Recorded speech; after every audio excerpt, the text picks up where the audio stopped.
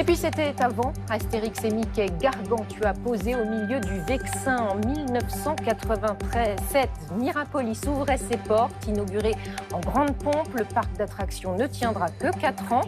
Un documentaire revient sur cette aventure éphémère. On en parle avec David Frémery, collectionneur passionné. Il a été le premier grand parc à thème français. Si vous avez une cinquantaine d'années, vous vous souvenez peut-être de Mirapolis et de son géant Gargantua. Le parc a été inauguré en 1987 près de Cergy-Pontoise, mais il a fermé au bout de 4 ans seulement. Un documentaire à voir ce soir sur notre antenne revient sur l'histoire de ce fiasco, un gâchis qui laisse derrière lui des nostalgiques. Bonsoir David Frémery. Bonsoir. Vous êtes le président de l'association Mirapolis, les Amis du Parc.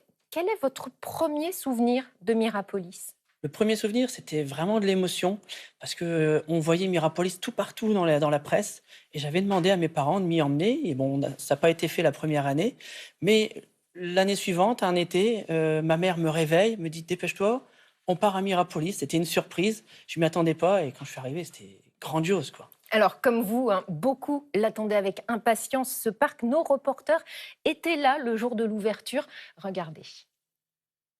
Premiers visiteurs, premières impressions. Dis-moi, c'était comment? Oh, c'était super!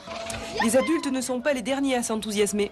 Je trouve que le Gargantua, c'est très chouette. La ville 10 aussi, c'est très bien.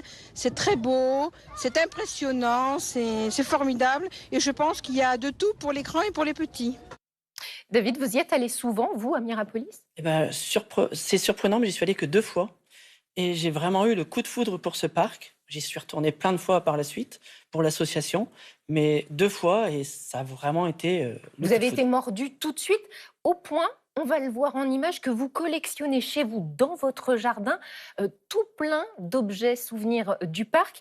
Vous en avez même amené ici avec C'est ça. vous. Racontez-moi, celle-là, c'est quoi Alors celle-ci, c'est une peluche de Gargantua qui se vendait sur le parc et qui nous a été offerte par un ancien employé.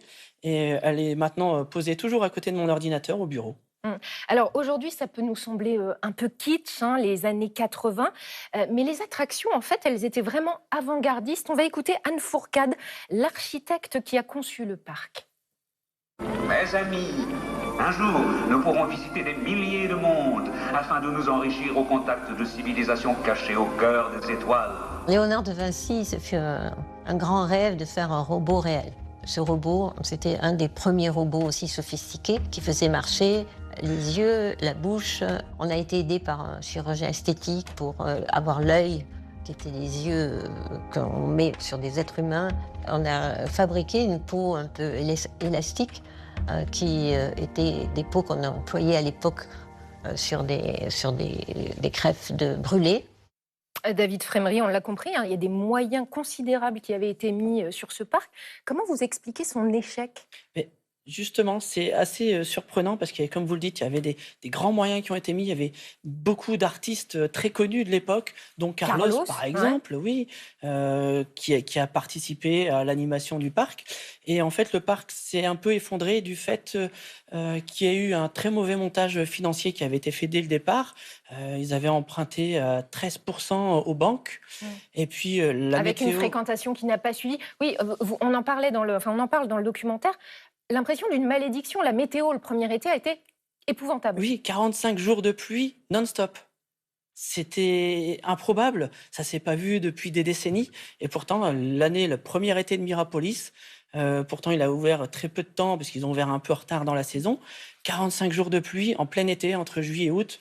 Ça a plombé totalement la fréquentation. Je reviens à votre association, Mirapolis, les Amis du Parc. Quel est l'objectif et combien de membres vous avez ? On a à peu près 4800 membres qui nous suivent sur Internet, un peu moins dans les faits réels, mais il y en a de tous les pays. On a en Italie qui nous offre des... Et votre rêve, alors votre objectif, c'est quoi ? C'est de faire renaître Mirapolis ? Je suis pas encore à ce point-là, mais dans le jardin, il revit un peu. Mais on essaye de sauvegarder tout ce qu'on peut, la mémoire du parc, vu que c'était quelque chose sur les contes et légendes de France. Je pense que ça peut aider pas mal de monde de savoir qu'il y avait un vrai Gargantua qui a été construit, quelles étaient les légendes de la Dame Tartine, de la ville 10. Voilà, on essaye de faire un petit musée quelque part. Ouais, un peu. Si un jour le nouveau promoteur veut nous laisser une place, il n'y a pas de souci, je lui laisse tous les décors. Ce sera avec grand plaisir. Ça débarrassera le jardin aussi. Oui, je pense. Ça fera de la place. Merci beaucoup, David Fraimery. Mirapolis, le film de Louis Daboussi, est à voir ce soir sur notre antenne. C'est à 22h50.